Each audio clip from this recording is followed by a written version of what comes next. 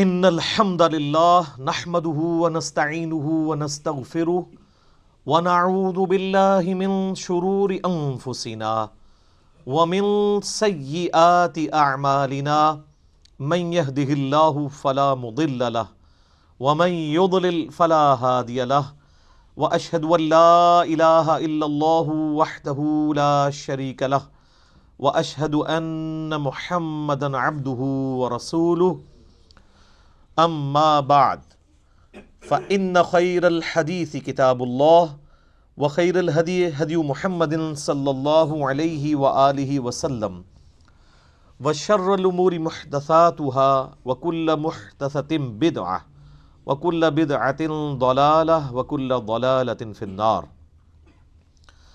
اعوذ بالله السميع العليم من الشيطان الرجيم من همزه ونفخه ونفثه. بسم اللہ الرحمن الرحیم. رب اشرح لی صدری ویسر لی امری واحلل عقدۃ من لسانی یفقہوا قولی. بسم اللہ الرحمن الرحیم. ان اللہ وملائکتہ یصلون علی النبی یا ایہا الذین آمنوا صلوا علیہ وسلموا تسلیما. اللہم صل علی محمد وعلی آل محمد کما صلیت علی ابراہیم وعلی آل ابراہیم انک حمید مجید. اللہم بارک علی محمد وعلی آل محمد کما بارکت علی ابراہیم وعلی آل ابراہیم انک حمید مجید. اللہم ربنا آتنا فی الدنیا حسنۃ وفی الآخرۃ حسنۃ وقنا عذاب النار.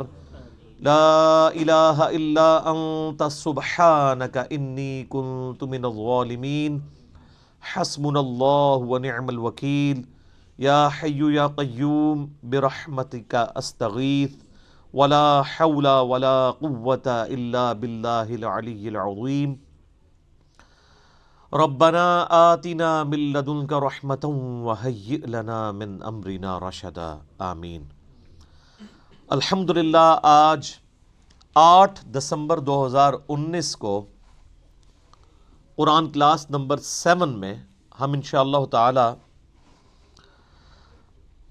سورۃ الفاتحہ کا آغاز کرنے جا رہے ہیں. پہلی جو 6 کلاسیں تھیں ہماری قرآن حکیم کے انٹروڈکشن سے ریلیٹڈ تھیں، جس میں میں نے 40 پوائنٹس کو ان ڈیپتھ کور کیا ہے. وہ 6 کلاسیں 55 منٹ کی جو شخص دیکھ لے گا، قرآن کے حوالے سے جتنی بھی بیسک انفارمیشن ہے وہ میں نے 40 علمی پوائنٹس کے اندر اس میں ان ڈیپتھ ڈسکس کی ہے. آج چونکہ قرآن حکیم کا باقاعدہ آغاز ہونے جا رہا ہے، سورۃ الفاتحہ قرآن حکیم کی پہلی سورت ہے اور یہ پورے قرآن کا مقدمہ بھی ہے. اس کو الفاتحہ بھی کہا جاتا ہے، یعنی کھولنے والی، یعنی قرآن اسی سے آ کے کھلتا ہے. یہ قرآن کی چابی ہے. احادیث میں اسے ام الکتاب بھی کہا گیا ہے، بخاری اور مسلم میں. لہٰذا یہ اس چیز کی متقاضی ہے چیز کہ ہم آج کا پورا لیکچر سورۃ الفاتحہ کو کور کریں اور اگلے لیکچر سے ہم انشاءاللہ تعالی سورۃ البقرہ کا آغاز کریں گے. میرے بھائیو، سورۃ الفاتحہ قرآن حکیم کی وہ واحد سورت ہے کہ جس کی فضیلت قرآن میں آئی ہے. قرآن کی کوئی سورت ایسی نہیں ہے، انکلوڈنگ سورۃ الاخلاص بھی، کہ جس کی فضیلت قرآن میں آئی ہو سوائے سورۃ الفاتحہ کے. اس لیے فضیلت کے اعتبار سے قرآن حکیم کی سب سے افضل سورت وہ سورۃ الفاتحہ ہے. اس کی سپورٹ میں انشاءاللہ بخاری اور مسلم سے احادیث بھی پیش کروں گا. قرآن حکیم میں اللہ تعالیٰ نے سورہ الحجر پارہ نمبر 14 میں آیت نمبر 87 ہے. اعوذ باللہ من الشیطان الرجیم. بسم اللہ الرحمن الرحیم. وَلَقَدْ آتَيْنَاكَ سَبْعًا مِّنَ الْمَثَانِي وَالْقُرْآنَ الْعَظِيمِ.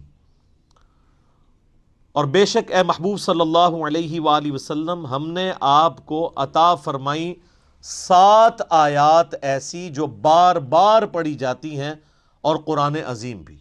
یعنی پورے قرآن کا ذکر الگ سے اور ان 7 آیات کا ذکر الگ سے سورۃ الحجر آیت نمبر 87 میں، اور ظاہر ہے وہ بار بار دہرائی جاتی ہیں۔ دنیا کا کوئی بھی مسلمان ہو، اس کا تعلق کسی بھی مکتبہ فکر کے ساتھ ہو، کم از کم 5 نمازوں کی فرض رکعتوں میں 17 دفعہ تو سورۃ الفاتحہ وہ پڑھتا ہے، سنتیں اور نوافل اور وتر اس کے علاوہ۔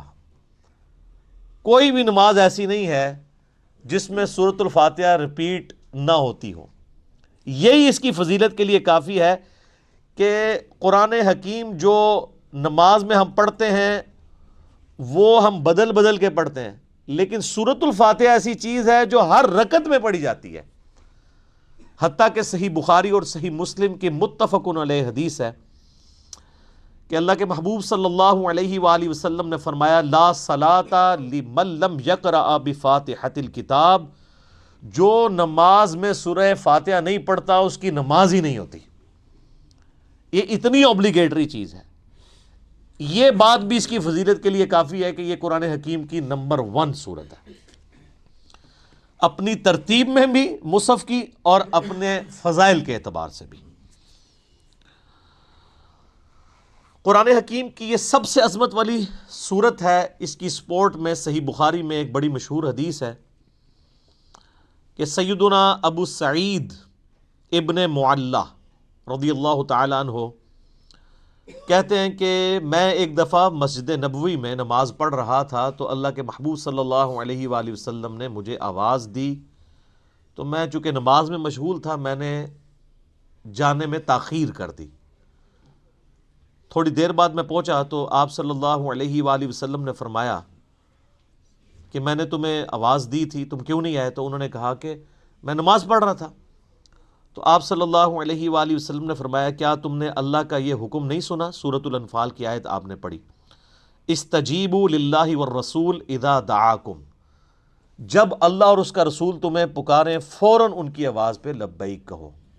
اس کائنات میں ایک ہی ہستی ایسی ہے مخلوقات میں کہ جو اگر عین نماز کی حالت میں بھی کسی کو بلائیں تو نماز توڑ کر نہیں، نماز چھوڑ کر اسی حالت میں ان کی خدمت میں حاضر ہونا یہ فرض ہے، سورۃ الانفال کی اس آیت کے تحت اور بخاری کی اس حدیث کے تحت، اور وہ امام اعظم محمد رسول اللہ صلی اللہ علیہ وآلہ وسلم کی مبارک ذات ہے۔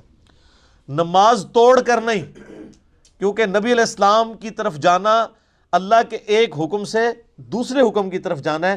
وہ جہاں پہ نماز اس نے چھوڑی ہوگی، اگر 1 رکعت پڑھی ہے، 2 پڑھی ہیں، 3 پڑھی ہیں، تو آ کر وہیں سے اپنی نماز شروع کرے گا، اس کی نماز ٹوٹے گی بھی نہیں۔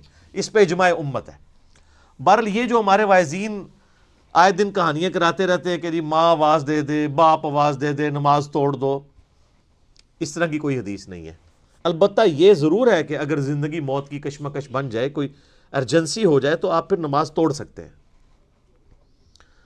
لیکن نبی علیہ السلام کے کیس میں اگر بلایا جائے گا تو نماز توڑنی نہیں پڑے گی، بلکہ نماز وہیں پر چھوڑ کر آپ علیہ السلام کا حکم سننا پڑے گا۔ تو یہ آپ علیہ السلام نے ان کو تھوڑا سا یعنی ڈانٹ پلائی پیار محبت سے۔ پھر آپ نے اس صحابی کا ہاتھ اپنے ہاتھوں میں پکڑا اور پھر فرمایا کہ میں اس مسجد سے باہر نکلنے سے پہلے تمہیں قرآن حکیم کی سب سے عظیم صورت سکھاؤں گا۔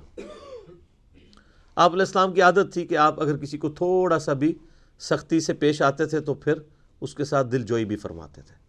آپ ہاتھ پکڑے اور فرمایا کہ میں تمہیں ایک تحفہ دوں گا۔ وہ صحابی کہتے ہیں پھر تھوڑی دیر بعد جب ہم مسجد سے باہر نکلے تو مسجد سے نکلتے ہوئے میں نے نبی علیہ السلام سے کہا، یا رسول اللہ اپنا وعدہ پورا کریں، آپ نے مجھے کہا تھا کہ آپ مجھے قرآن کی سب سے عظمت والی صورت تعلیم فرمائیں گے۔ تو آپ علیہ السلام نے فرمایا کہ وہ صورت ہے الحمد للہ رب العالمین، یعنی سورۃ الفاتحہ۔ اور پھر آپ علیہ السلام نے ساتھ ہی یہ سورہ حجر کی آیت نمبر 87 بھی پڑھی کہ یہ وہ جو قرآن حکیم میں آیا ہے وَلَقَدْ آتَيْنَاكَ سَبْعًا مِّنَ الْمَثَانِ وَالْقُرْآنَ الْعَظِيمِ، یہ ہے وہ صورت جو قرآن حکیم میں اللہ نے مجھے عطا کی، جو 7 آیات بار بار دہرائی جاتی ہیں۔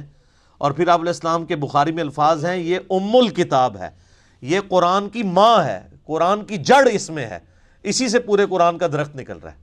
فاتحہ بھی ہے، ام الکتاب بھی ہے، اور یہ وہ 7 آیات ہیں جو سورہ ہجر میں آئی ہیں۔ تو سورہ ہجر کی اس آیت کے کانٹیکسٹ میں کتاب التفسیر چیپٹر میں امام بخاری اس حدیث کو لے کر آئے ہیں۔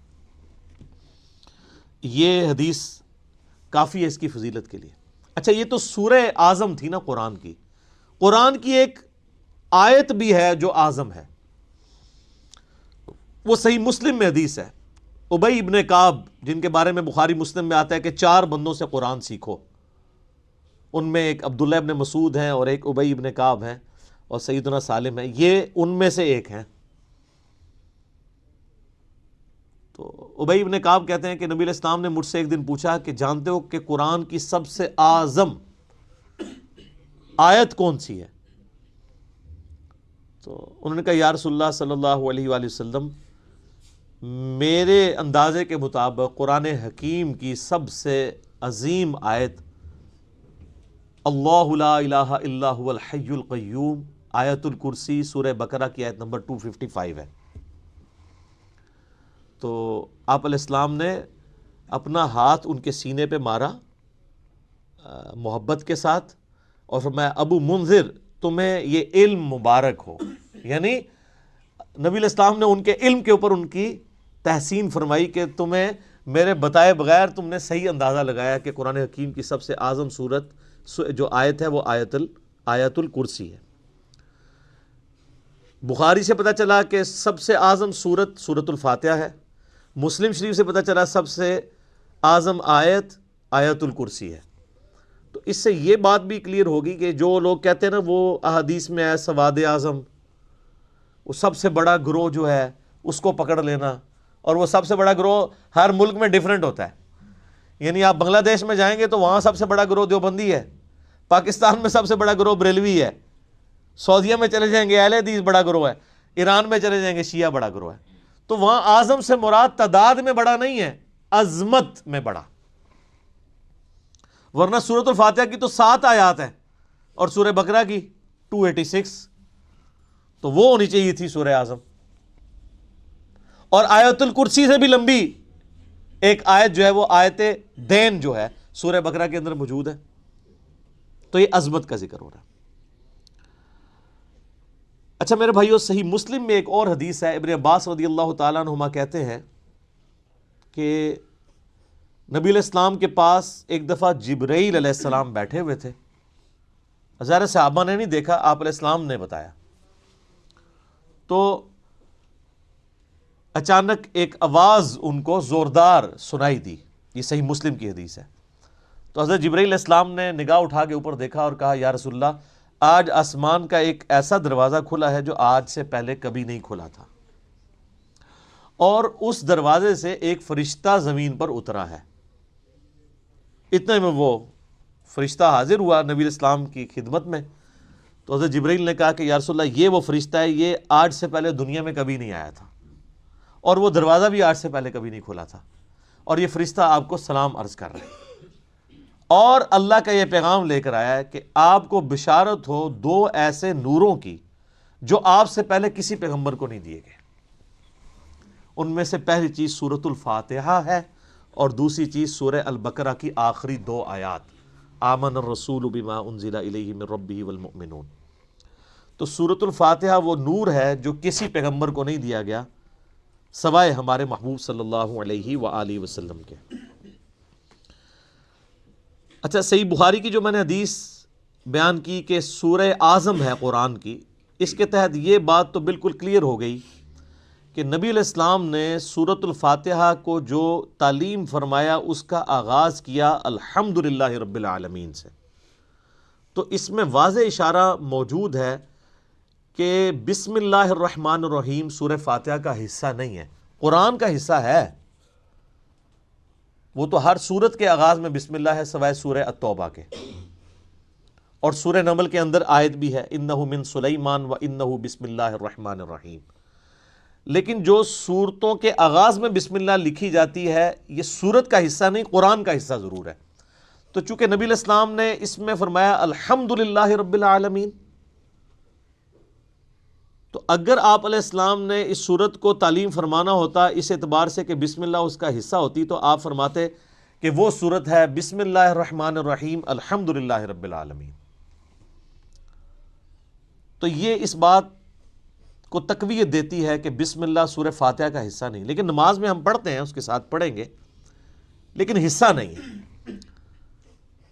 البتہ مسلمانوں میں اہل حدیث مکتبہ فکر اور امام شافعی کے جو مقلدین ہیں ان کا موقف ہے کہ بسم اللہ سورہ فاتحہ کا حصہ ہے. اہل تشیع کا بھی یہی موقف ہے. اسی لیے آپ اگر شیعہ کے چھپے ہوئے قرآن دیکھیں گے اور اہل حدیثوں کے، اب یہ میرے ہاتھ میں جو قرآن ہے یہ سعودیہ سے چھپا ہوا ہے، یہ اہل حدیث کا ہے، اس میں بھی بسم اللہ الرحمن الرحیم کو پہلی آیت انہوں نے ڈکلیئر کیا ہوا ہے اور الحمدللہ رب العالمین کو دوسری آیت. امام حنیفہ رحمہ اللہ تعالی اور کئی ایک ائمہ کا یہ موقف ہے کہ سورہ فاتحہ کا حصہ نہیں ہے بسم اللہ. میرے نزدیک امام ابو حنیفہ رحمہ اللہ کا موقف احادیث کی روشنی میں مضبوط ہے، کیونکہ نبی علیہ السلام سورہ فاتحہ کا اعلان کرتے ہوئے اس کو الحمدللہ رب العالمین سے بتا رہے ہیں. اس سے بھی بڑھ کر دلیل ایک صحیح مسلم کی حدیث ہے، بڑی رکت انگیز حدیث ہے، اور وہ حدیث قدسی آپ نے اکثر سنی ہوگی. سیدنا ابو ہریرہ رضی اللہ تعالیٰ عنہ کہتے ہیں کہ اللہ کے محبوب صلی اللہ علیہ وآلہ وسلم نے فرمایا اس شخص کی نماز ناقص ہے، ناقص ہے، ناقص ہے جو سورہ فاتحہ نہیں پڑھتا نماز میں. تو کچھ تابعین نے عرض کیا کہ ابو ہریرہ جب ہم امام کے پیچھے ہوتے ہیں پھر ہم کیا کریں؟ تو انہوں نے کہا اقرأ بہا فی نفسک، تم پھر اپنے جی میں آہستہ آہستہ پڑھ لیا کرو. وہ جز القراء امام بخاری کی کتاب میں آتا ہے کہ وہ آپ نے جب امام سکتے کرتا ہے ان سختوں کے دوران پڑھنی ہے، امام کے ساتھ نہیں پڑھنی. اب یہ الگ سے ایک ٹاپک ہے، میں آج اس کو ڈسکس نہیں کروں گا. میرا یوٹیوب پہ کلپ ہے امام کے پیچھے فاتحہ اور اس کے ساتھ نیو لکھا ہوا ہے، اس میں نے موقف بیان کیا ہے. اور پھر نبی علیہ السلام نے فرمایا حدیث قدسی، یعنی اللہ کا فرمان بزبان محمد رسول اللہ صلی اللہ علیہ وآلہ وسلم، کہ اللہ تعالیٰ فرماتا ہے قسمت الصلاۃ بینی و بین عبدی نصفین. اچھا، یہ حدیث شیعہ کے ہاں بھی پائی جاتی ہے جو میں بیان کر رہا ہوں صحیح مسلم کی، اب کہ میں نے نماز اپنے اور اپنے بندے کے درمیان برابر تقسیم کر لی ہے، نصف میرے لیے ہے اور نصف میرے بندے کے لیے. اور نماز کسے کہا؟ سورہ فاتحہ کو، پوری نماز. پھر اللہ تعالیٰ نے فرمایا، نبی علیہ السلام فرماتے ہیں کہ جب میرا بندہ کہتا ہے الحمدللہ رب العالمین تو میں کہتا ہوں میرے بندے نے میری حمد بیان کی، میری تعریف کی. جب وہ کہتا ہے الرحمن الرحیم تو میں کہتا ہوں میرے بندے نے میری ثنا کی. جب وہ کہتا ہے مالک یوم الدین تو میں کہتا ہوں میرے بندے نے میری تمجید بیان کی، میری بزرگی کا اعتراف کر لیا. اور جب وہ کہتا ہے ایاک نعبد و ایاک نستعین تو یہ میرے اور میرے بندے کے درمیان کامن عہد اور بانڈ ہے. جو میرے بندے نے مجھ سے مانگا میں نے اسے دیا. اور جب میرا بندہ کہتا ہے اہدنا الصراط المستقیم صراط الذین انعمت علیہم غیر المغضوب علیہم ولا الضالین آمین، تو میرے بندے نے جو مجھ سے مانگا اس دعا میں نے اسے عطا کر دیا.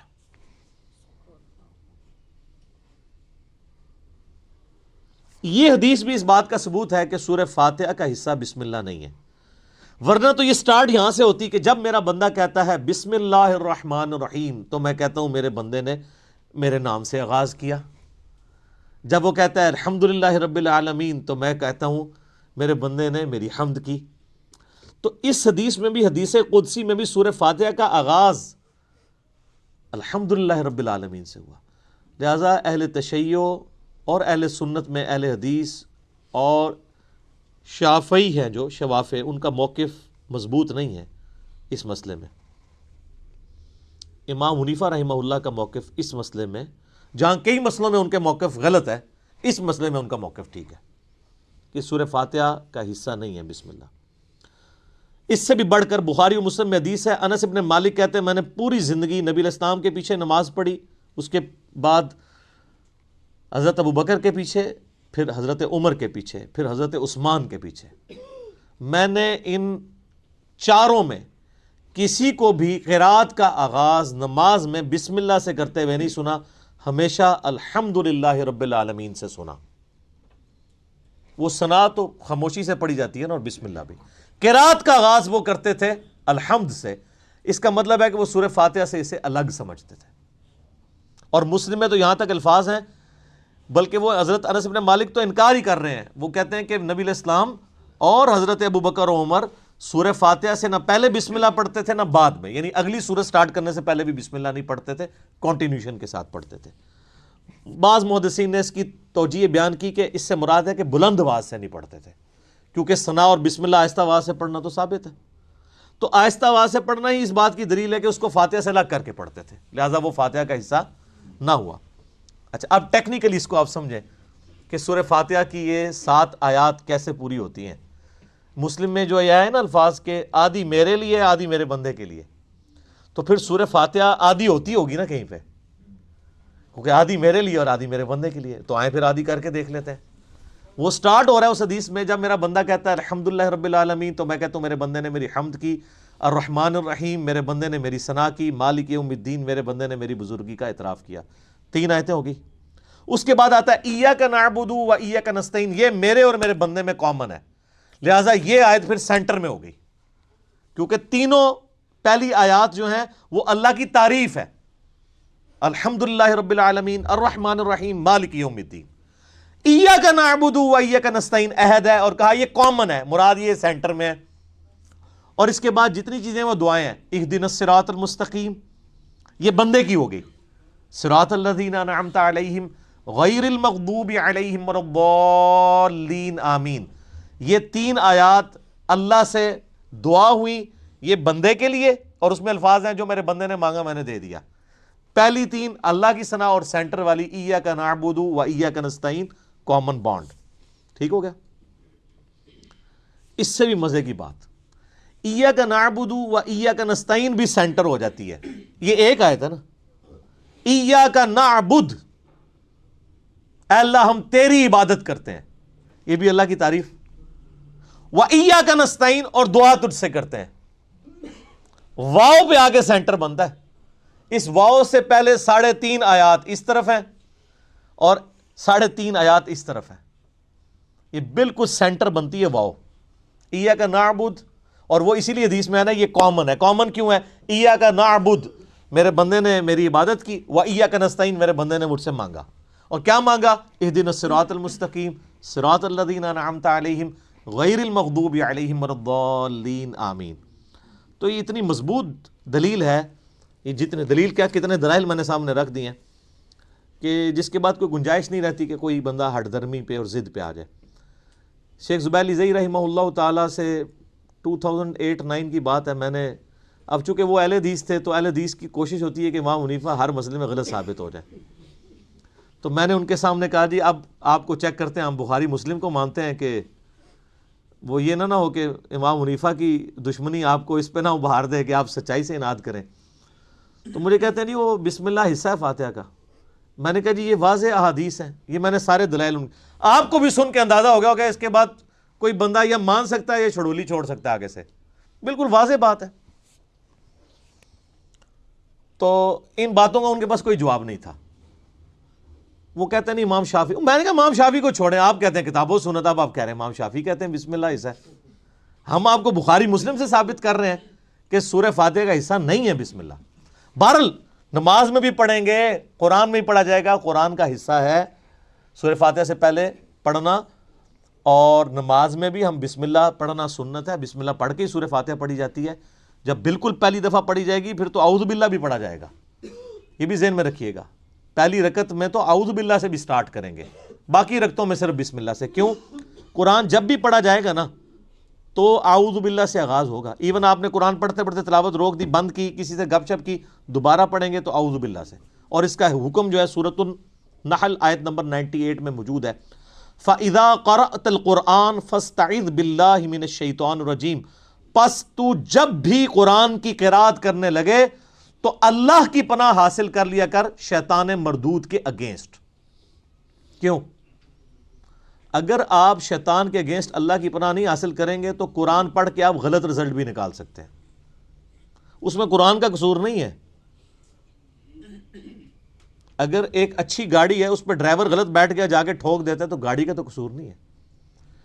تو قرآن حکیم سے غلط رزلٹ جان بوجھ کے لوگ نکال سکتے ہیں، جب تک کہ اپنے آپ کو قرآن کے سامنے سرنڈر نہ کریں اور اللہ تعالیٰ کے سامنے اپنے آپ کو پیش نہ کریں شیطان کے اگینسٹ کہ یا اللہ تو ہی پناہ دے ہمیں اس کے اگینسٹ، ورنہ قرآن حکیم وہ پڑھیں گے تو اس سے غلط رزلٹ بھی نکال سکتے ہیں، وَلِعَوْذُ بِاللَّهِ تعالیٰ، اس لیے حکم دیا گیا۔ اچھا، بخاری مسلم کی ایک حدیث بڑی مزے کی ہے۔ صحابہ کرام کا قافلہ کہیں جا رہا تھا، راستے میں انہوں نے ایک جگہ پانی کے لیے پڑاؤ کیا، تو وہاں پہ ایک قبیلہ آباد تھا، انہوں نے صحابہ کرام کی کوئی مہمان نوازی نہیں کی، لیکن اسی دوران ان کے قبیلے کے سردار کو ایک سانپ یا بچھو نے ڈس لیا۔ یہ حدیث بخاری میں بھی ہے اور مسلم میں بھی۔ تو جب وہ سانپ اور بچھو نے ڈس لیا تو وہ صحابہ کرام کے پاس آئے اور کہا کہ تم میں سے کوئی ایسا ہے جو جھاڑ پھونک کر سکتا ہو، دم ڈال سکتا ہو زہریلے جانور کا؟ تو ایک صحابی نے کہا ہاں مجھے ایک دم آتا ہے، لیکن میں یہ بکریوں کا پورا ریوڑ اس کے عوض معاوضہ لوں گا۔ مرتے کیا نہ کرتے، پھنسے ہوئے تھے، انہوں نے کہا ٹھیک ہے۔ اس نے جا کے دم ڈالا سورہ فاتحہ پڑھ کے، تو حدیث کے الفاظ ہیں وہ بندہ اس طرح ہو گیا جیسے مردہ زندہ ہو جاتا ہے اس کے اثر سے، دم کے۔ بکریوں کا ریوڑ والے کیا۔ اب صحابہ کرام میں اختلاف ہو گیا، ایک گروہ نے کہا کہ یہ تو آپ نے قرآن پڑھنے کی اجرت لے لی ہے، یہ تو حرام ہے، زیادہ پرہیزگار لوگ بھی ہوتے ہیں نا۔ دوسروں نے کہا نہیں ہم نے معاوضہ لیا، بالکل ٹھیک ہے۔ بہرحال یہ طے پایا کہ نبی علیہ السلام سے جا کے فیصلہ کروائیں گے۔ آپ علیہ السلام کے پاس آئے تو آپ صلی اللہ علیہ وآلہ وسلم نے پہلے تو اس کی تحسین کی کہ تو نے یہ بہت بڑی انوینشن کی ہے، تجھے کس نے بتا دیا کہ سورہ فاتحہ میں اتنی شفا ہے؟ سورہ فاتحہ شفا بھی دیتی ہے۔ اور پھر آپ علیہ السلام نے فرمایا ان احق ما اخذتم علیہ اجرا کتاب اللہ، سب سے بہترین چیز جس کے اگینسٹ تم معاوضہ طلب کر سکتے ہو وہ اللہ کی کتاب ہے۔ اور پھر آپ علیہ السلام نے فرمایا کہ وہ جو بکریاں لی ہیں نا اس میں سے کچھ حصہ مجھے بھی دو تاکہ امت کے لیے کنفرم ہو جائے کہ یہ مال حلال ہے۔ انہی حدیث کے تحت قرآن حکیم کی جو تعلیم کی اجرت ہے نا، نمازیں پڑھانے کی اجرت نہیں میں بات کر رہا، قرآن کی تعلیم کی اجرت لینا وہ جائز ہے ایز اے ٹیچر۔ جیسے آپ باقی علوم حاصل کرتے ہیں تو پیمنٹ کرتے ہیں نا، چاہے ٹیوشن کے لیے جائیں یا اسکول کے لیے، ویسے ہماری طرح بغیر پیسے لیے پڑھائیں وہ تو بہت اعلیٰ درجے کی چیز ہے۔ تو اسی کے تحت جو ہے نا وہ آپ علماء سے پوچھیں نا نمازیں پڑھانے کی تنخواہ لے رہے ہیں، وہ کہتے ہیں نہیں نہیں نہیں ہم تو تعلیم کی لیتے ہیں، اور تعلیم دیتے بھی کوئی نہیں۔ اب تو بچوں کو لوگوں نے بھیجنا ہی چھوڑ دیا مسجد کے اندر۔ تو بل ایسی مساجد جہاں پر ٹیچرز جو ہیں وہ قرآن حفظ کر رہے ہیں، قرآن کی تعلیم دے رہے ہیں، اور پیرلل میں وہی ٹیچرز باری باری نماز پڑھاتے ہیں، تو وہ تو بغیر تنخواہ کے ہی پڑھا رہے ہیں، وہ تنخواہ تو تعلیم کی لے رہے ہیں۔ امام حنیفہ رحمہ اللہ تعالیٰ تو مطلقاً امام مسیح کی تنخواہ کو حرام سمجھتے ہیں، لیکن بعد میں فقہ حنفی والوں نے متاخرین کے فتوے کے تحت اسے جائز سمجھا ہے۔ تو بل قرآن کی تعلیم والا معاملہ بالکل ٹھیک ہے۔ اب رہی وہ حدیث بخاری و مسلم کی کہ لا صلاۃ لمن لم یقرأ بفاتحۃ الکتاب، جو فاتحہ نہیں پڑھتا اس کی نماز نہیں ہوتی۔ اس پہ میرا آپ کلپ نیو امام کے پیچھے فاتحہ والا دیکھ لیں، میں نے یہ ثابت کیا ہے دلائل کی روشنی میں، پھر 20-25 منٹ اور لگ جائیں گے، کہ اگر تو جہری نمازیں ہیں تو آپ امام کی قرات غور سے سنیں گے، وہ قرآن کا حکم ہے واضح سورۃ الاعراف میں، وَإِذَا قُرِئَ الْقُرْآنُ فَاسْتَمِعُوا لَهُ وَأَنصِتُوا لَعَلَّكُمْ تُرْحَمُونَ، جب قرآن کی تلاوت ہو رہی ہو تو تم خاموشی اختیار کرو اور بڑے غور کے ساتھ سنا کرو تاکہ تم پر رحم کیا جائے۔ البتہ جو سری نمازیں ہیں جیسے عصر کی نماز ہے اور ظہر کی نماز ہے، اور جو جہری نمازیں ہیں ان کی بھی جو آخر والی رکعتیں ہیں وہ بھی سرن ہی ہوتی ہیں نا۔ اگر آپ دیکھیں گے نا تو صرف 6 رکعتیں ہیں جن میں اونچا قرآن پڑھا جاتا ہے، باقی 11 رکعتیں 17 میں سے ان میں سرن پڑھا جاتا ہے، اور نوافل تو سارے سرن پڑھے جا رہے ہوتے ہیں۔ تو ان میں آپ امام کو غور سے سنیں، اور اگر امام سکتہ دے دے، جیسے جز القراء میں امام بخاری نے مقدمہ یہ پیش کیا ہے کہ قرآن کہتا ہے کہ جب قرآن پڑھا جائے خاموشی سے سنو، حدیث کہتی ہے فاتحہ کے بغیر نماز نہیں ہوتی، تو وہ کہتے ہیں اس کا آپٹیمل سولوشن یہی ہے جو سنن ابی داؤد میں حدیث بھی ہے کہ نبی علیہ السلام سکتے کیا کرتے تھے، رکوع میں جانے سے پہلے ایک سکتہ ہوتا تھا، اور حضرت ابو ہریرہ کہتے ہیں کہ امام کے سکتے کو فاتحہ کے لیے غنیمت سمجھو، جز القراء میں۔ لہٰذا مسلم کی جو حدیث ہے نا اقرا بہا فی نفسک، اس میں حضرت ابو ہریرہ یہ نہیں کہہ رہے کہ امام کے ساتھ ساتھ جی میں پڑھو، وہ سکتے کا ہی ذکر کر رہے ہیں کیونکہ دوسری جگہ اس کی تفسیر موجود ہے۔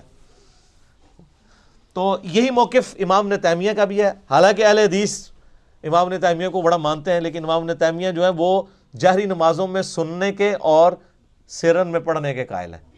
شیخ البانی بھی یہی موقف رکھتے ہیں، مولانا مودودی رحمہ اللہ کا بھی یہی موقف ہے، ڈاکٹر اسرار صاحب کا بھی یہی موقف ہے، اور ایون جو سعودیہ سے قرآن چھپتا ہے احسن البیان، اس میں بھی لکھا ہوا ہے کہ قرآن اور حدیث دونوں پہ عمل کرنا چاہیے، جب امام قرات کر رہا ہو تو خاموشی سے سننی چاہیے، اور سکتے میں پڑھنا چاہیے اگر سکتے میں آپ کو موقع ملے۔ ایون حافظ ابن کثیر نے بھی تفسیر ابن کثیر میں آ کے اینڈ پہ اسی موقف کو ہی ترجیح دی ہے، اور یہی موقف امام مالک رحمہ اللہ تعالیٰ کا ہے جو سب سے مضبوط موقف ہے۔ میں نے اس کے دلائل بھی اور پورے ان کا جو کاؤنٹر نیریٹو ہے، اب ظاہر ہے کہ یہ موقف اڈاپٹ کریں گے تو آپ کو حنفیوں کے ساتھ بھی منہ ماری کرنی پڑے گی اور اہل حدیث کے ساتھ بھی، تو اس کے لیے آپ میرا وہ کلپ دیکھ لیں تو آپ کو انشاءاللہ کلیئر ہو جائے گا۔ لاکھوں لوگوں نے وہ کلپ دیکھا ہے، آپ لکھیں امام کے پیچھے فاتحہ نیو، ایک طرف ایک اہل حدیث مولوی کی تصویر لگی ہوئی ہے، ایک طرف ایک دیوبندی مولوی کی، سینٹر میں ایک عام مسلمان کی۔ تو وہ اس کلپ میں نے یہ ساری باتیں کھول کے بیان کی ہیں۔ آج میں اس چیز کو سکپ کر رہا ہوں تاکہ گفتگو لمبی نہ ہو جائے۔ اب آلموسٹ 25 منٹ رہ گئے پیچھے، تو ہم اللہ کا نام لے کے سورہ الفاتحہ کا آغاز کرتے ہیں۔ اعوذ باللہ من الشیطان الرجیم، بسم اللہ الرحمن الرحیم، الحمد للہ رب العالمین۔ تمام تعریفیں اس اللہ کے لیے ہیں جو تمام جہانوں کا پالنے والا ہے، یہ بھی ترجمہ درست ہے، اور تمام جہان والوں کا پالنے والا ہے، یہ ترجمہ بھی عربی لنگوسٹک کے اعتبار سے درست ہے۔ تمام جہان سے مراد، جیسے اب جتنی سپیشیز دنیا میں آباد ہیں وہ ہر ایک کا ایک اپنا جہان ہے۔ پرندے ہیں، پرندوں کا ایک اپنا جہان ہے، حیوانات ہیں ان کا اپنا ایک جہان ہے، ایک نباتات کی سپیشیز ہیں۔ اس وقت روئے ارض پہ آلموسٹ 2 ملین سپیشیز دریافت ہو چکی ہیں، نباتات حیوانات کی ملا کر، اور ایک ایک سپیشیز آگے بلینز میں۔ انسان ہی دیکھ لیں 7.5-8 ارب کے قریب ہیں، اور باقی حشرات الارض اگر آپ گننا شروع کریں نہ ختم ہونے والے۔ تو یہ تمام کا پالنے والا کون ہے؟ اللہ۔ الرحمن الرحیم، وہ انتہائی رحم فرمانے والا ہے۔ الرحمن کہتے ہیں جیسے اسی سے لفظ، یہ اسی یعنی آپ سمجھ لیں عربی لنگوسٹک کے اعتبار سے طوفان بھی عربی کا لفظ ہے نا، یعنی ٹھاٹھے مارتا ہوا سمندر ہے اس کی رحمت کا، اور سمندر تو کبھی کبھی جوش میں آتا ہے نا، اللہ کی رحمت وہ ہے کہ الرحیم مستقل رہتی ہی ٹھاٹھے مارتے ہوئے سمندر کی طرح ہے۔ الرحمن الرحیم، حتیٰ کہ بخاری و مسلم میں حدیث ہے، نبی علیہ السلام نے فرمایا اللہ تعالیٰ نے مخلوقات کی پیدائش سے پہلے اپنے پاس اپنے عرش پہ یہ عبارت لکھ لی تھی کہ میری رحمت میرے غضب پہ بھاری رہے گی۔ قرآن میں بھی ہے وَكَتَبَ عَلَى نَفْسِهِ الرَّحْمَةِ، کہ یہ اللہ نے اپنے اوپر خود لازم کر لیا کہ میں ہر حال میں رحم ہی کروں گا۔ رحم والا جو اللہ تعالیٰ کا پہلو ہے یہ ڈومیننٹ ہے۔ سورہ فاتحہ جو ہے وہ ذہن میں رکھیے گا قرآن کی ماں ہے، ام الکتاب ہے، فاتحہ ہے، قرآن کھولنے والی چیز ہے۔ تو اس میں جو جو چیز آ رہی ہے نا اس کی جڑ پڑ رہی ہے نا، وہ پورا قرآن اسی جڑ سے پھر اگنے والا وہ بڑا تناور درخت ہے۔ ہر چیز کی جڑ سورہ فاتحہ میں۔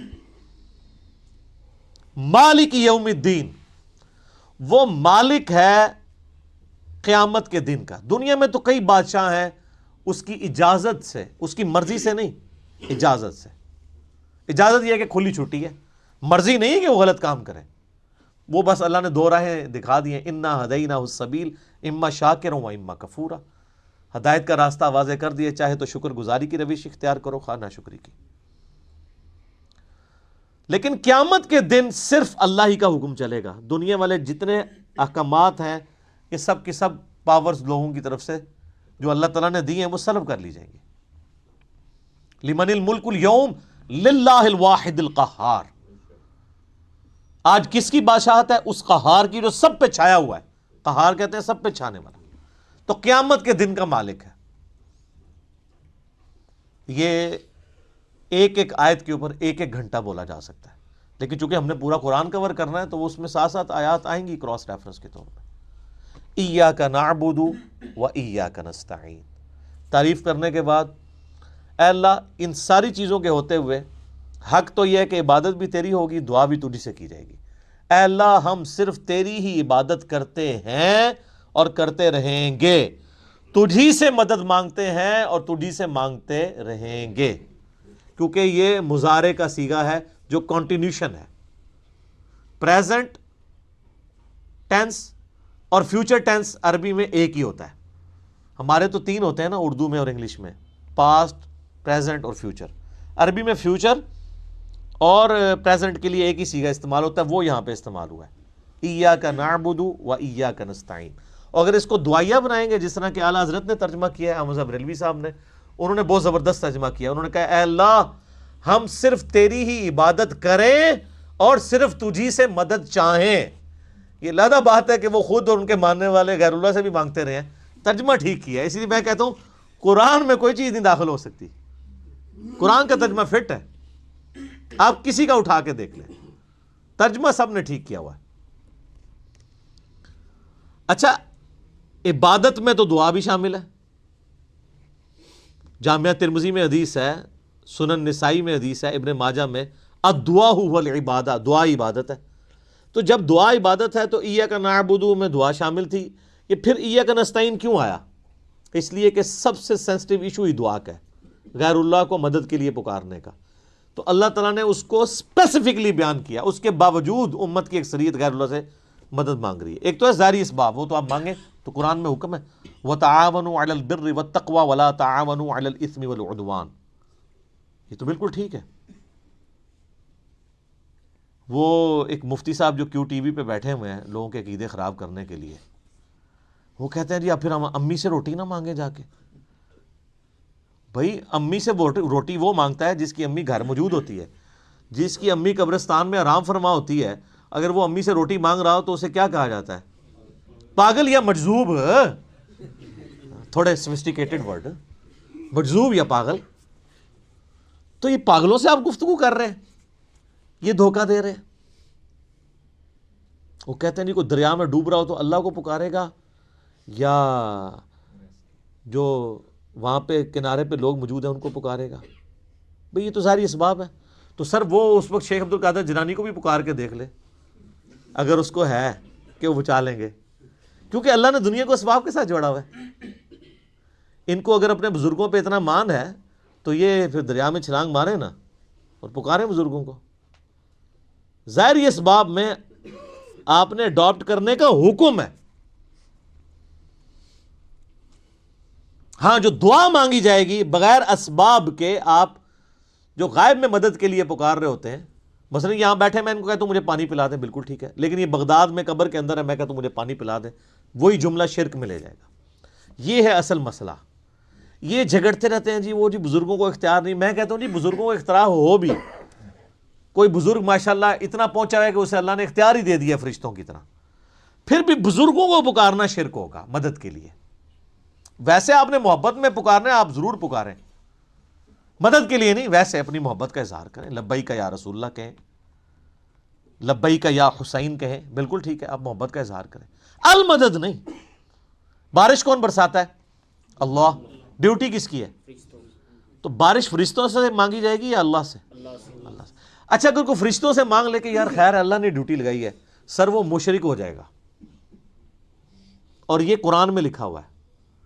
آپ پارہ نمبر 20 کھول لیں اگر کسی کو توفیق ہو. میں نے کئی بار سنا ہے، میں ایک جگہ بیٹھا ہوا تھا، وہاں پہ ایک شیعہ ذاکر بھی تھے. اب مجھے 2-3 دن پہلے، شیعہ عالم تھے بلکہ ذاکر نہیں تھے، 2-3 دن پہلے پتہ چلا ہے وہ فوت بھی ہو گئے. بہت علمی آدمی تھے، اللہ تعالیٰ ان کی مغفرت کرے. تو وہ ان کے ساتھی بیٹھے تھے، وہ کہتے ہیں جی ٹھیک ہے ہم یا علی مدد نہیں کہنا چاہیے. لیکن جو جعلی مدد کہتا ہے آپ اسے کیوں کہتے ہیں وہ شرک کر رہا ہے؟ میں نے کہا اس لیے قرآن میں لکھا ہے. تو میں نے یہ آیت سورہ النمل کی آیت نمبر 62 پارہ نمبر 20 کے آغاز میں امن یجیب المضطر اذا دعا ویکشف السوء ویجعلکم خلفاء الارض االہ مع اللہ، بھلا بتاؤ تو کون ہے جو مصیبت میں گھرے ہوئے شخص کی فریاد کو سنتا ہے اور اس کی تکلیف اس سے دور کرتا ہے اور تمہیں اپنے ماں باپ کے مرنے کے بعد خلیفہ کرتا ہے اس زمین پر. االہ مع اللہ، کیا اللہ کے ساتھ کوئی اور الہ بھی ہے جس کی یہ کوالٹی ہو؟ قلیلا ما تذکرون، بڑے کم لوگ ہی نصیحت پکڑتے ہیں. تو میں نے کہا اللہ تعالیٰ کہہ رہا ہے کہ جس کے بارے میں تمہارا یہ عقیدہ ہے نا کہ وہ مصیبت اور پریشانی میں تمہارا مشکل کشا ہے، تو گویا الہ ہے وہ. اور سب سے پہلے تو مولا علی ان کے گریبان پکڑیں گے جنہوں نے مولا علی کے بارے میں عقیدہ گھڑ لیا. مولا علی بھی اپنی نمازوں میں اللہ کو پکارتے تھے. مولا علی کا ماننے والا بھی وہ ہوگا جو اللہ کو پکارے گا. پھر بڑے بڑے دھوکے ہیں جی ان کے. وہ کہتے ہیں جی وہ جی غیر اللہ سے مدد کہتے ہیں حرام ہے. اور کون کہتا ہے غیر اللہ سے مدد حرام ہے؟ آپ یہودی سے بھی مدد لیں. بخاری مسلم میں حدیث ہے نبی علیہ السلام جب فوت ہوئے ہیں آپ کی زرہ ایک یہودی کے پاس گروی رکھی ہوئی تھی، لیکن جو سامنے موجود نہیں اس سے تو نہیں آپ اسباب کے طور پہ مدد لے سکتے. وہ جی قرآن میں غیر اللہ سے مدد کا ہے، کدھر ہے جی؟ وہ کہتے ہیں وَاسْتَعِینُوا بِالصَّبْرِ وَالصَّلَاةِ، نماز اور صبر سے اللہ کی مدد چاہو. تو وہ مدد تو اللہ کی چاہ رہے ہیں، یا یہ کہہ رہے ہیں کہ المدد یا نماز میری مشکل کشا، المدد یا صبر مشکل کشا. آگے نہیں پڑھتے ان اللہ مع الصابرین، صبر کرنے والوں کے ساتھ اللہ ہوگا. وہ کہتے ہیں جی حضرت عیسیٰ علیہ السلام نے کہا تھا من انصاری اللہ، کون ہے جو اللہ کے لیے میرا مشکل کشا بنے؟ وہ تو ظاہری اسباب میں. ہمارے نبی علیہ السلام کے بھی صحابہ آپ کے جو ساتھی تھے وہ آپ کے اسباب میں آپ کے مشکل کشا تھے، لیکن وہ والا مشکل کشا نہیں کہ جو آپ وہ سمجھ رہے ہیں. ورنہ اگر نبی کا مشکل کشا صحابہ اکرام تھے تو پھر تو ان کا مرتبہ اوپر ہو گیا. تو وہ صرف صحابہ مشکل کشا نہیں تھے، وہ یہودی جس نے نبی علیہ السلام کی زرہ گروی رکھ کے آپ کو کچھ دیا تھا وہ بھی مشکل کشا ہے. اور سب سے بڑا مشکل کشا سورج ہے. سورج اگر ختم ہو جائے تو زمین پہ نہ نباتات اپنا اگ سکتی ہیں، نہ حیوانات ان نباتات کو کھائیں گے. سب کچھ ختم ہو جائے گا. دنیا میں ہواؤں کا چلنا، موسموں کا بدلنا، یہ سب کچھ سورج کی وجہ سے ہے. تو کوئی کہتا ہے المدد یا سورج، کسی کے ذہن میں یہ وہم بھی آتا ہے کہ سورج مشکل کشا ہے، حالانکہ آپ کے بزرگ تو کچھ بھی نہیں کر سکتے جو کچھ سورج کر رہا ہے، اور سورج کو موت بھی نہیں ہے، یہ آپ کے بابے مر چکے ہیں.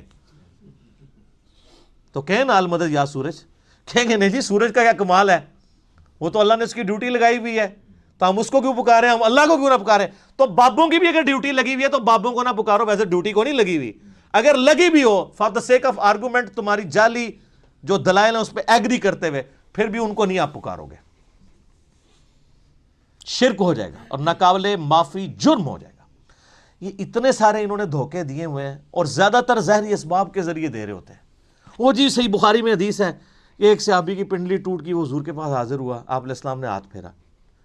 بالکل ٹھیک ہے، لیکن آج اگر کسی کی پنڈلی ٹوٹے گی تو نبی علیہ السلام تو دنیا میں موجود نہیں ہے. اور اگر آپ کو اتنا شوق ہے تو آپ اپنی پنڈلی توڑیں، آپ کو روزہ شریف پہ لے جاتے ہیں، پتہ چل جائے گا جڑتی ہے کہ نہیں. نبی علیہ السلام دنیا میں موجود ہوں، ہم دعا کروانے کے لیے اپنے مسائل ان کے سامنے لے کے جائیں گے. تو اس میں کافی سارے دھوکے ہیں. میں نے 2.25 گھنٹے کا لیکچر دیا ہے دعا صرف اللہ ہی سے. مسئلہ نمبر 3 میرا ریسرچ پیپر نمبر 3 بھی ہے، دعا صرف اللہ ہی سے، جو ہزاروں لوگوں کے عقیدہ توحید کی اصلاح کا سبب بنا ہے. اسی کی ایکسٹینشن ہے مسئلہ نمبر 43 وسیلہ اور توسل کے صحیح احکام و مسائل. اس پہ گھنٹوں بولا جا سکتا ہے، جتنے انہوں نے لیم ایکسکیوزز ڈیوائز کیے ہوئے ہیں، جتنے دھوکے دیے ہوئے ہیں. اور پھر وہ کہتے ہیں دیکھیں جی وہ اگر وہ جو آپ پتہ ہے پچھلے کچھ کئی سال پہلے خانہ کعبہ شریف میں کرین گری تو کہتے ہیں وہ بزرگوں کے ماننے والوں کو موقع مل گیا، ان کا یہ کہتے تھے خود کچھ حملے ہوتے ہیں مزاروں پہ نہیں روکتے، تو اللہ نے کون سی کرین روک لی؟ اور اللہ کا تو دعویٰ ہی کہیں نہیں ہے کہ میں روکوں گا. وہ ابرا کے لشکر کو ایک دفعہ ہی تباہ کیا ہے. یزید نے جب کعبے پہ چڑھائی کی ہے تو اللہ نے برباد نہیں کیا اس لشکر کو. دنیا بقدر ایفرٹ ہے. صحیح بخاری میں حدیث ہے قرب قیامت میں ایک پتلی ٹانگوں والا حبشی کعبے کی اینٹ سے اینٹ بجا دے گا. اللہ نے حفاظت وہ ابراہیم علیہ السلام کے لیے ایک دفعہ ہی آگ ٹھنڈی ہوئی ہے. کئی صحابہ جو ہیں وہ آگ میں جلائے گئے ہیں، رومن امپائر کی جنگوں میں تیل کے کڑاؤں میں ان کو ڈالا گیا. لیکن آپ کا دعویٰ ہے کہ آپ کے بزرگ سب کچھ کر سکتے ہیں. ہم کہتے ہیں پاکستان کی بجلی پوری کر دیں. اچھا یہ بزرگ جب بیمار ہوتے ہیں، یہ تو آغا خان میں اور شفا انٹرنیشنل میں جاتے ہیں، آپ بیمار ہوتے ہیں آپ کو اٹھا کے مزار پہ لے جاتے ہیں. آمدہ کوئی بزرگ بیمار ہو چیخیں بھی مارتا رہے، اس کو کہ نہیں سر دسو جانا کیڑے مزار تے ہے، اسپتال نہیں تو کھڑنا. دنیا کے مہنگے ترین ہاسپٹلز میں یہ علاج کرواتے ہیں. آپ کو کہانیاں کرائیں گے کہ ہمارے پاس لے کے آؤ ہم بائی پاس کریں گے.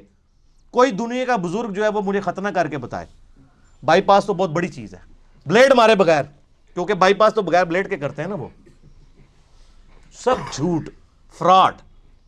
اور صحیح ہو رہا ہے آپ کے ساتھ، کیونکہ آپ نے دین بین لوگوں کے حوالے کیا ہوا. تو دیکھیں پھر آپ کے ساتھ کیا کر رہے ہیں وہ.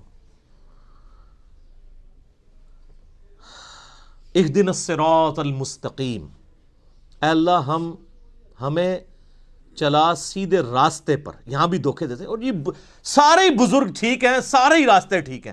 اور قرآن میں تو راستے آئے کہ ہی نہیں ہیں. قرآن میں گمراہی جمع کے سیغے سے آئی ہے، ہدایت ہمیشہ سنگولر کے سیغے سے. ظلمات آیا گمراہی کے لیے، نور آیا، انوار نہیں آیا.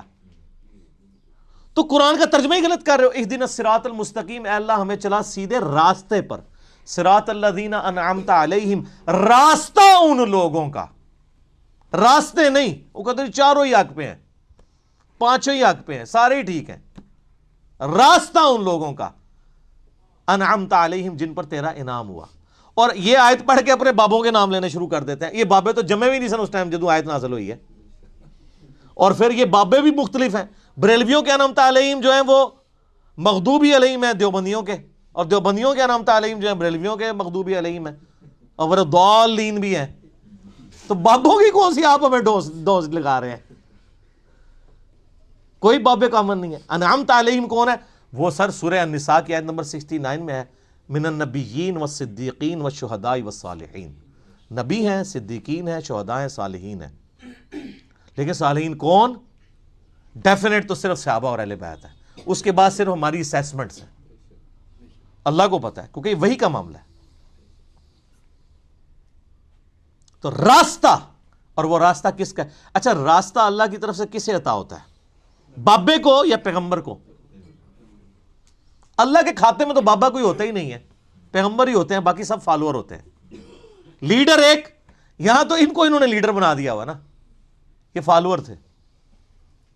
اور وہ سر مسند احمد میں صحیح سند سے حدیث ہے، مشکات کی آپ کو پہلی جلد میں ملے گی. نبی علیہ السلام نے زمین پہ ایک لکیر کھینچی، ارد گرد ٹیڑھی لکیریں کھینچی، اور آپ نے وہ سیدھی لکیر پر انگلی رکھ کے سورہ الانعام کی آیت پڑھی، وَأَنَّ هَذَا صِرَاطِي مُسْتَقِيمًا، اور یہ کہ یہ ہے سیدھا راستہ جو میرا ہے، جو بالکل سیدھا ہے، مستقیم ہے.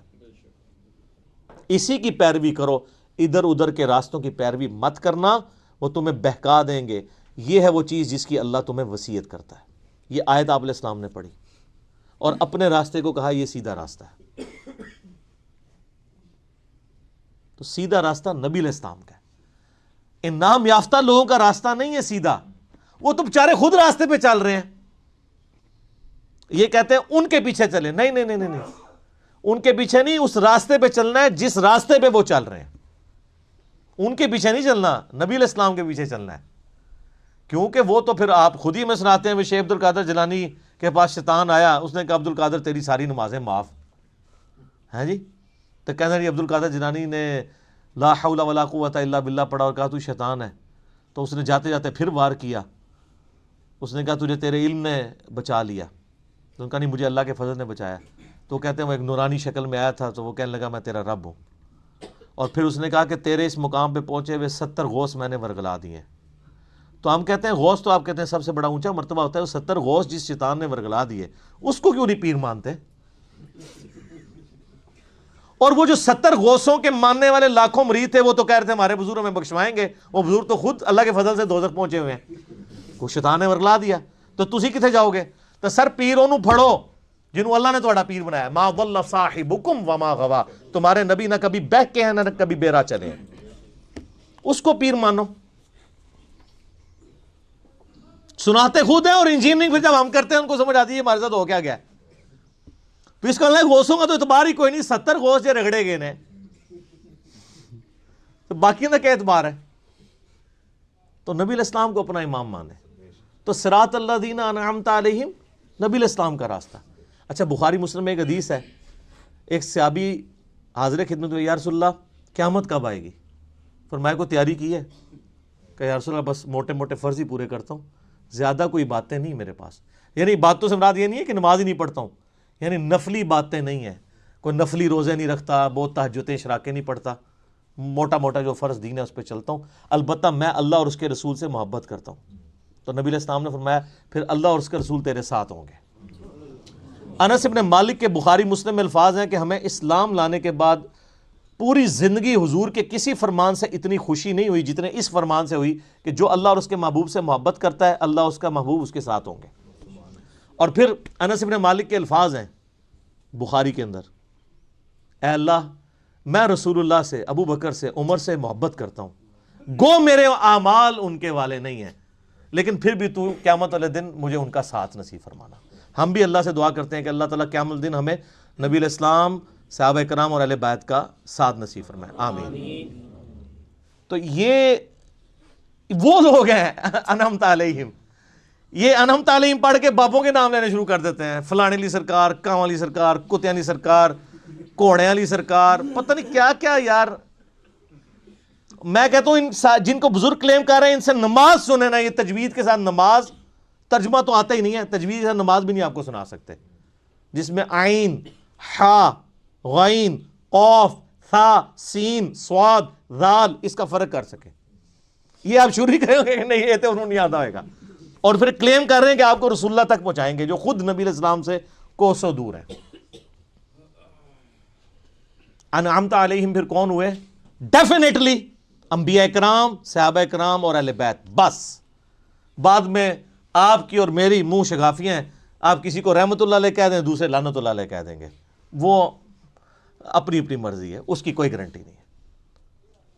صراط الذین انعمت علیہم غیر المغضوب علیہم ولا الضالین، آمین. بچانا ان کے راستے سے کہ جن پر تیرا غضب ہوا اور جو گمراہ ہے. اور اس کے بعد بخاری مسلم میں الفاظ ہے کہ نبی علیہ السلام سورہ فاتحہ جب بھی پڑھتے تھے تو آمین کہتے تھے. آمین آہستہ آواز میں، اونچی آواز میں، یہ بھی اختلاف ہے. بہرحال امام ترمذی نے پوری بحث کی ہے جس میں انہوں نے یہی راجع قول اختیار کیا ہے کہ جو جہری نمازیں ہیں ان میں آمین اونچی کہی جائے گی، اور جو زور اثر کی نمازیں ہیں اس میں آمین آہستہ کہی جائے گی.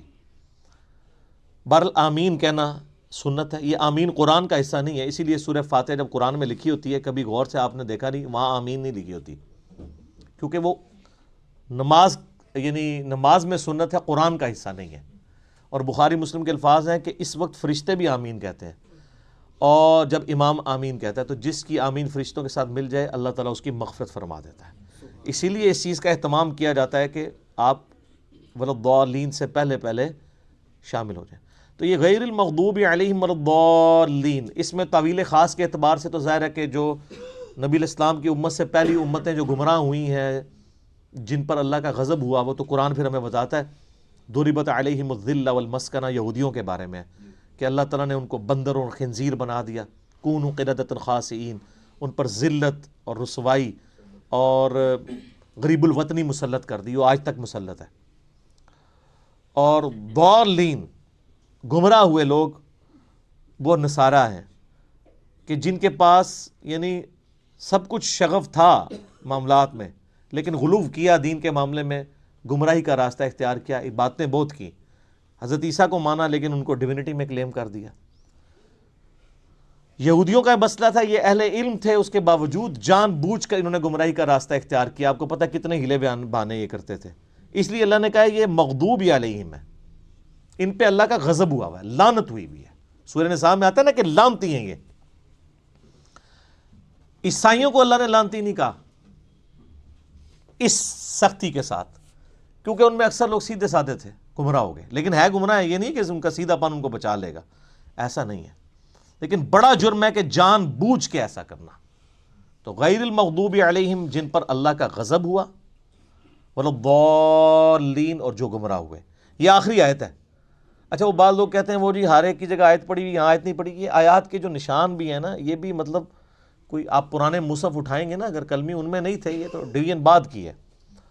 اندازے تو موجود تھے، یعنی جو آگے ہم گول وہ استعمال کرتے ہیں، تو عموماً جو قرآن چھپتے ہیں نا ان میں وہ والی غیر المغضوب علیہم ولا الضالین سے پہلے جو ہم پڑھتے ہیں نا صراط الذین انعمت علیہم، اس کے اوپر نہیں ہوا ہوتا، یعنی وہ گول نشان نہیں ہوتا، تو اس سے لوگ سمجھتے ہیں کہ شاید یہ پوری ایک آیت ہے تو پھر بسم اللہ کو شامل کریں گے تو 7 آیتیں پوری ہوں گی. نہیں، یہ 2 آیات ہیں. اور میں نے ٹیکنیکلی جو دلائل رکھے ہیں اس سے یہ چیز ثابت ہوتی ہے کہ سورہ فاتحہ کا حصہ بسم اللہ شریف نہیں ہے.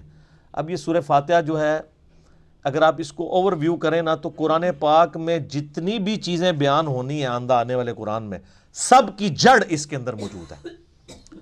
اسلام کے بنیادی 3 عقائد کون سے ہیں؟ عقیدہ توحید، عقیدہ رسالت اور عقیدہ آخرت. یہی ہے نا، یہ تینوں عقیدے سورہ فاتحہ میں موجود ہیں. عقیدہ توحید الحمدللہ رب العالمین الرحمن الرحیم مالک یوم الدین ایاک نعبد و ایاک نستعین. عقیدہ آخرت مالک یوم الدین، بدلے کے دن کا مالک. اور اہدنا الصراط المستقیم صراط الذین انعمت علیہم عقیدہ رسالت، کیونکہ رسولوں کو اللہ تعالی راستہ اختیار کرتا ہے نا، وہی دیتا ہے نا آگے، امتوں کو رسولوں کے ذریعے دیا جاتا ہے. تو پورے قرآن کا جو یعنی آپ سمجھیں عقائد کی بنیاد اس صورت میں ہے کہ تمہیں مرنے کے بعد اپنے رب کے حضور پیش ہونا ہے، وہ قیامت کے دن کا مالک ہے. قیامت میں اللہ کے پاس پہنچنے سے پہلے پہلے رسولوں کا راستہ اختیار کر لو، توحید کا راستہ اختیار کر لو، اور اللہ سے یہ بھی دعا بھی مانگتے رہو کہ اللہ تعالیٰ گمراہی کے راستے سے اور جو لوگ جن پہ اللہ کا غضب ہوا ان لوگوں کے راستے سے بچاتا رہے. یہ سارا کچھ اگر آپ جمع کریں تو قرآن پاک میں کوئی ایک ٹاپک بھی ایسا نہیں ہوگا. جب رسولوں کا راستہ آ گیا تو رسولوں کی ساری شریعت سمجھ لیں، اس کی جڑ اس میں پڑ گئی. نکاح طلاق کے مسائل بھی اس میں کور، حج کا طریقہ بھی کور، کیونکہ صراط الذین انعمت علیہم ہے اور اہدنا الصراط المستقیم ہے. تو اس لیے اسے ام الکتاب الفاتحہ، قرآن کھولنے والی، قرآن کی ماں کہا جاتا ہے کہ سارے عقائد و نظریات کی جڑ اس صورت کے اندر موجود ہے. انشاءاللہ تعالیٰ اگلی دفعہ ہم سورۃ البقرہ کا آغاز کریں گے. صلو علی الحبیب صلاۃ ور محمد وآل محمد. اللہم صلی علی محمد وعلی آل محمد کما صلیت علی ابراہیم وعلی آل ابراہیم انک حمید مجید. اللہم بارک علی محمد وعلی آل محمد کما بارکت علی ابراہیم وعلی آل ابراہیم انک حمید مجید. اللہ تعالیٰ سے دعا ہے جو حق بات میں نے کہی اللہ تعالیٰ ہمارے دلوں میں راسخ فرمائے. اگر جذبات میں میرے منہ سے کوئی غلط بات نکل گئی اللہ تعالیٰ ہمارے دلوں سے ہی معاف کر دے، ہمیں معاف بھی کر دے، ہمیں کتاب و سنت کی تعلیمات پر عمل کر کے دوسرے بھائیوں تک پہنچانے کی توفیق عطا فرمائے. سبحانک اللہم و بحمدک اشہد ان لا الہ الا انت استغفرک و اتوب الیک وما علینا الا البلاغ المبین. جزاکم اللہ خیرا.